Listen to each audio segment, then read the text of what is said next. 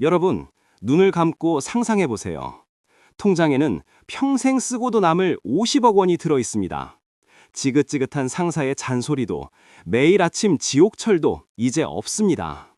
드디어 꿈꾸던 경제적 자유를 얻었습니다. 오늘이 바로 그 첫날입니다. 기분이 어떠신가요? 짜릿하죠? 그런데 말입니다.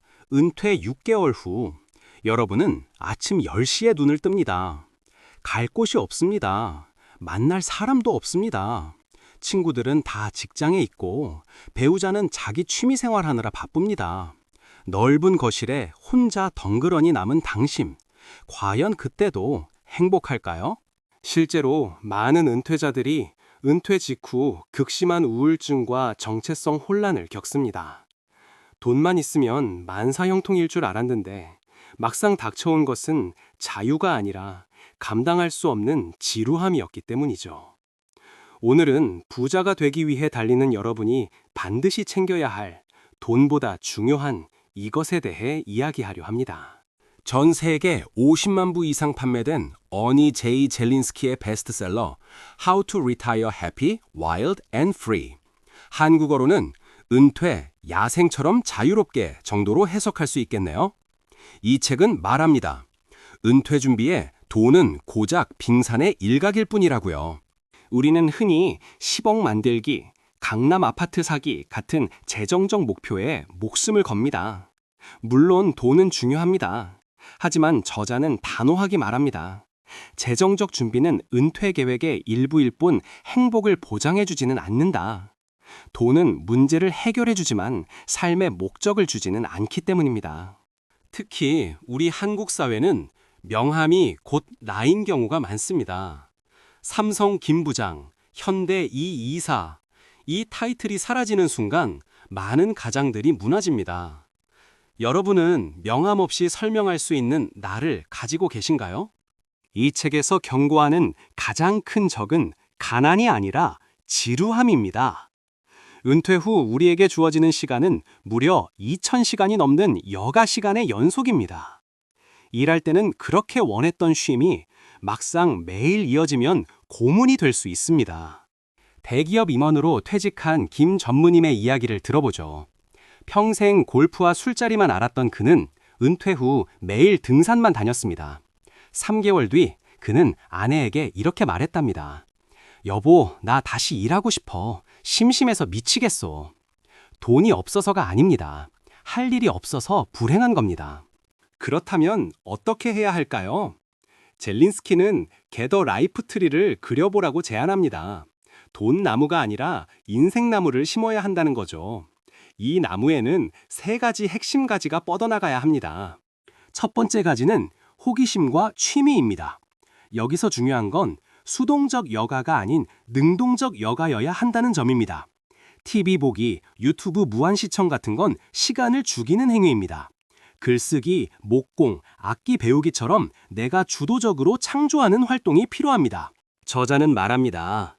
은퇴 전에 적어도 5가지 이상의 몰입할 수 있는 취미를 만들어라. 지금 일하느라 바빠서 못한다고요? 아니요. 지금 못하면 나중에도 못합니다. 은퇴는 마법이 아닙니다. 지금의 연장선일 뿐이죠. 두 번째 가지는 진짜 관계입니다. 직장 동료는 친구가 아닙니다. 그들은 상황적 친구일 뿐이죠. 회사를 떠나면 6개월 안에 연락이 끊길 사람들입니다. 여러분에겐 명함 없이, 이해관계 없이 만날 수 있는 친구가 몇 명이나 있나요?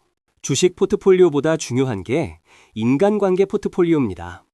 나보다 어린 친구, 전혀 다른 분야의 친구, 취미를 공유하는 친구. 다양한 사람들과 교류해야 뇌가 늙지 않고 삶이 풍요로워집니다. 지금 당장 회사 밖의 사람을 만나세요. 세 번째는 너무나 당연한 건강입니다. 하지만 헬스장 등록만을 말하는 게 아닙니다. 신체적 건강뿐만 아니라 정신적 건강, 그리고 영적인 건강까지 포함합니다. 스스로를 사랑하고 혼자 있는 시간을 즐길 줄 아는 능력이 바로 정신적 근육입니다. 이 책의 핵심 중 하나는 은퇴를 미루지 말라는 것입니다. 꼭 65세 혹은 50억을 모은 뒤로 행복을 유예하지 마세요. 지금 당장 일주일, 한 달이라도 미니 은퇴를 경험해 보세요.